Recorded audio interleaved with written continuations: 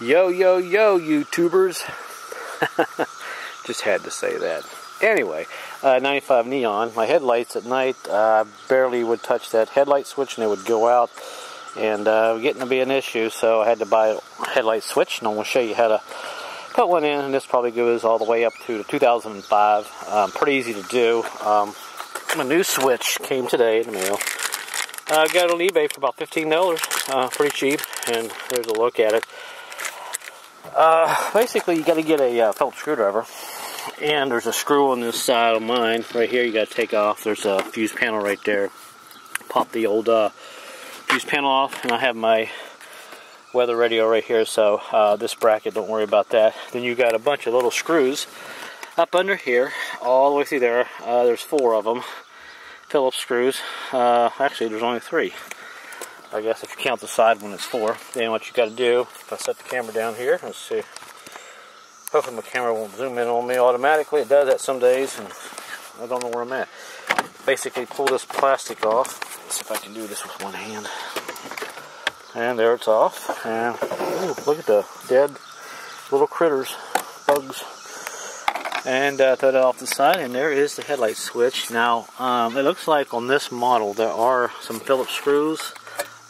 There is one screw right over here on the right hand side that is a bitch to get to. The problem, the only way you can get into that, you got to take this metal plate off. So there's 4 more. There's 1, 2, let's see. Looks like 2 more little screws here. 3, actually, there's hidden one there. There's 3 more little Phillips screws here. I've got to take off. Let me see. I don't know if I can do this with the camera rolling. I'll try to take this off real quick. There's always that extra hidden, screw. Basically, it's a metal kick plate they stuck there. There's one. Let's see it. Let me set the camera like that and put something there. All right, maybe you can see it. A little humid out here today. Do this as fast as I can. I was driving down the road, and all of a sudden lights would go out and scared the shit out of me. I was afraid I was going to get shot. Somebody probably thought I was in a gang or something, an old man, white man driving down the highway flashing his lights. So I thought, well, better fix it. Although I live in the country, you never know. There's crazy people in the country too. Okay, now that's out. There's the metal kick plate, metal plate, whatever you want to call it. And now I have access to get in here and get this other screw that's there. And there's 2 there. So let me take those out real quick. I'd like to set the camera somewhere where you can actually watch me work, but I don't think you care to watch me work. You just want to know how to do it. Take this one out. This one out. Then I do it now before it rains, because I have a storm after a while. So this and my reverse lights are staying on. I'm going to put a neutral safety switch in the vehicle. And I'll make a quick video of that, because a lot of these neons have that problem. And there's the whole entire headlight switch. So now I'm going to set the camera down and actually change this. I'm going to pull this knob off. And basically, let's see, there is a little plastic tab right there, a little screw-like thing. You unscrew that and the whole thing comes apart. So let me go ahead and set the camera down and take it apart. Okay, as we disassemble, we're going to take my headlight switch off here, and we're going to take this plastic cover off. To get these headlight switches off, what you got to do, set the camera here at an angle. Oh, okay, let's see. There is a tab right here on the top, right, little button. See that little button right there where my thumb is? You push down on that. And when you push down on that, it lets you pull out the knob, and then you can take this piece off here off, and this piece off, which should come right out like that and like that.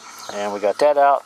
Now all I have to do is take a little screwdriver, if I can find it here, and just unscrew this right here, this little piece, like this, and dispose of the old headlight switch. I'll put it on the side. Yeah, I don't mind the blood. One of the hazards. Then here is the new switch. Stick this back up here like this. We'll screw that in like that.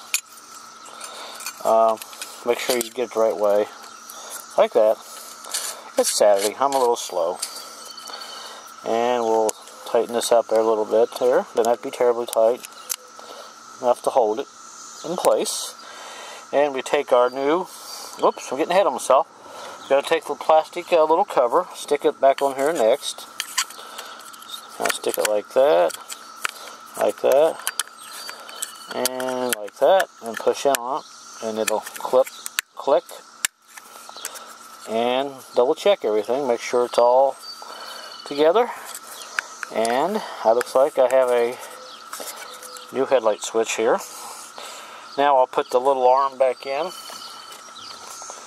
find it here, push it back in like that, push down on the button up on the top where my thumb is right there, push in, and just kind of push that in like that, and voila, a brand new headlight switch. So I hope this helps you guys out. I'll go ahead and stick this in before we get a rainstorm here in a few minutes. And the symptoms are, if you drive it down the highway and lights go out and you tap it, it comes back on, you know you got a bad headlight switch. Also check your plug. Mine is a little melted right there, so I am going to have to keep an eye on that. Worst case, I may have to get another plug. It's amazing they can't make plugs or headlight switches that don't have places that get hot and melted like that. I've seen so many vehicles end up like that, so I guess there's a lot of electricity and amperage that goes through there. But nevertheless, don't forget to hook your little ground wire up if you have one. Alright, that concludes this video. Hopefully I helped you guys out, and be careful, and good luck, guys and girls and women.